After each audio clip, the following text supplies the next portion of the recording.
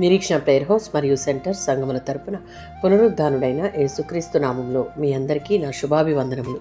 ఈరోజు దేవుని వాగ్దానం ప్రసంగి గ్రంథము 5వ అధ్యాయం 2వ వచనం. నీవు దేవుని సన్నిధిని అనాలోచనగా పలుకకూడదు.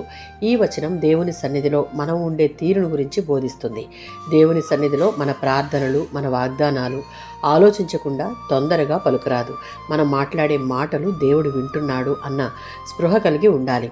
దేవుని సన్నిధిలో హృదయానికి తోచినట్లు భావోద్వేగానికి లోనై లేక అహంకారంతో ప్రవర్తించకూడదు, మాట్లాడకూడదు. దేవుని ఎదుట మనం వినయపూర్వకంగా ఉండాలి. సామెతల గ్రంథం 10వ అధ్యాయం 19వ వచనం. విస్తారమైన మాటలు మాట్లాడుటలో దోషముండక మానదు కనుక జ్ఞానము కలిగి పెదవులను అదుపు చేసుకునుట అభ్యాసం చేయాలి. భక్తి జీవితంలో అడుగడుగున అనేక సవాళ్లు ఎదుర్కోవాల్సి వస్తుంది. వాటన్నిటినీ అధిగమించాలి అంటే దేవుని జ్ఞానం కలిగి ఉండుట అత్యవసరం. యాకోబు పత్రిక 1వ అధ్యాయం 19వ వచనం. విశ్వాసులంగా వినుటకు వేగిరపడే వారంగాను, మాట్లాడుటకు నిదానించే వారంగాను ఉండుటకు ఇష్టపడి కష్టపడాలి. దానిలోనే వారికి కావాల్సినవన్నీ దొరుకుతాయి. దేవుడు సర్వాధికారి, సర్వజ్ఞుడు. మనం ఆయన సృష్టి కాబట్టి ఆయన సన్నిధిలో జాగ్రత్తగా, భక్తితో, భయభక్తులతో ఉండాలి.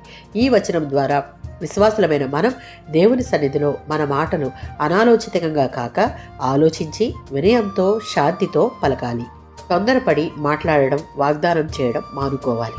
పరలోకమందు ఉన్న తండ్రిని, సర్వశక్తిమంతుడిని, మనలను సృష్టించిన సృష్టికర్తను శుద్ధ హృదయంతో, హృదయం నిండా ఆయన ఎడల కృతజ్ఞత నింపుకొని భయభక్తులతో ఆరాధించాలి. ఆమేన్.